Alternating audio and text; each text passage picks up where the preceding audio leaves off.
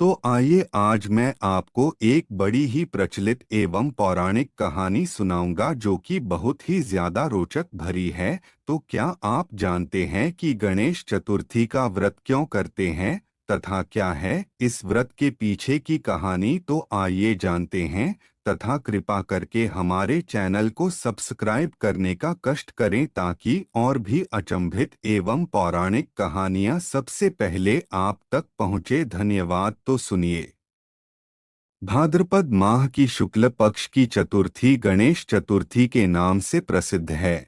इस प्रात काल स्नानादि से निवृत्त होकर सोना तांबा चांदी मिट्टी या गोबर से गणेश की मूर्ति बनाकर उसकी पूजा करनी चाहिए।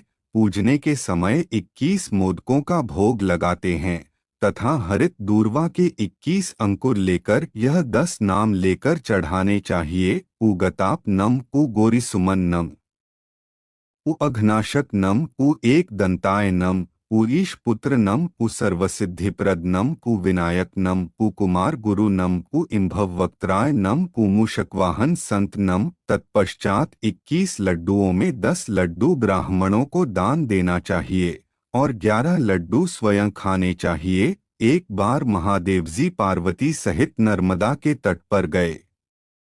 वहां एक सुंदर स्थान पर पार्वती जी ने महादेव जी के साथ चौपड़ खेलने की इच्छा व्यक्त की। तब शिवजी ने कहा, हमारी हार जीत का साक्षी कौन होगा?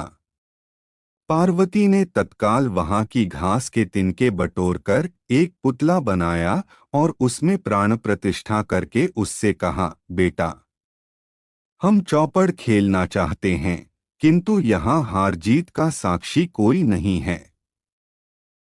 अतः खेल के अंत में तुम हमारी हार जीत के साक्षी होकर बताना कि हम में से कौन जीता कौन हारा।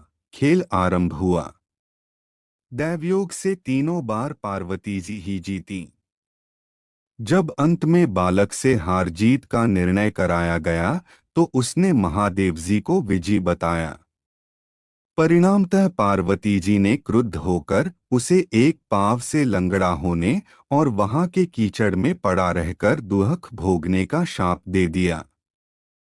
बालक ने विनम्रतापूर्वक कहा, माँ, मुझसे अज्ञानवश ऐसा हो गया है। मैंने किसी कुटिलता या द्वेष के कारण ऐसा नहीं किया। मुझे क्षमा करें तथा शाप से मुक्ति का उपाय बताएं। तब ममतारूपी माँ को उस पर दया आ गई और वे बोली, यहाँ नागकन्याएं गणेश पूजन करने आएंगी। उनके उपदेश से तुम गणेश व्रत करके मुझे प्राप्त करोगे। इतना कहकर वे कैलाश पर्वत चली गईं।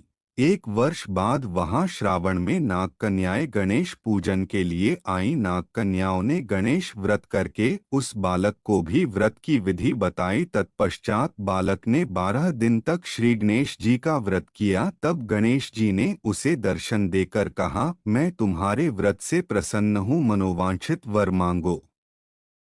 बालक बोला, भगवन, मेरे पाव में इतनी शक्ति दे दो कि मैं कैलाश पर्वत पर अपने माता पिता के पास पहुंच सकूं और वे मुझ पर प्रसन्न हो जाएं। गणेश जी तथास्तु कहकर अंतर्धान हो गए। बालक भगवान शिव के चरणों में पहुंच गया। शिवजी ने उससे वहां तक पहुंचने के साधन के बारे में पूछा।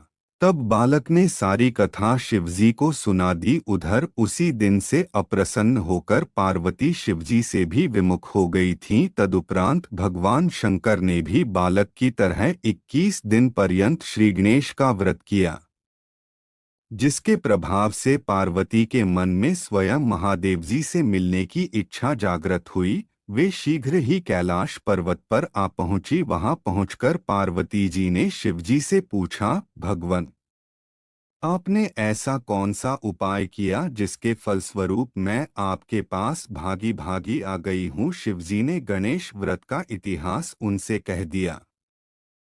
तब पार्वती जी ने अपने पुत्र कार्तिकेय से मिलने की इच्छा से 21 दिन पर्यंत 21 से 21 की संख्या में दूर्वा, पुष्प तथा लड्डुओं से गणेश जी का पूजन किया। 21वें दिन कार्तिकेय स्वयं ही पार्वती जी से आ मिले। उन्होंने भी मां के मुख से इस व्रत का माहात्म्य सुनकर व्रत किया। कार्तिकेय ने यही व्रत विश्वामित्र जी को बताया। विश्वामित्र जी ने व्रत करके गणेश जी से जन्म से मुक्त होकर ब्रह्मऋषि होने का वर मांगा। गणेश जी ने उनकी मनोकामना पूर्ण की। ऐसे हैं श्री गणेश जी, जो सबकी कामनाएं पूर्ण करते हैं। ऐसे ही पौराणिक एवं धार्मिक कहानियाँ देखने के लिए हमारे चैनल को सब्सक्राइब करें तथा बेल आइकन दबाएं ताकि और भी आध्यात्मिक कहानियाँ सबसे पहले आप तक पहुँचे। धन्यवाद।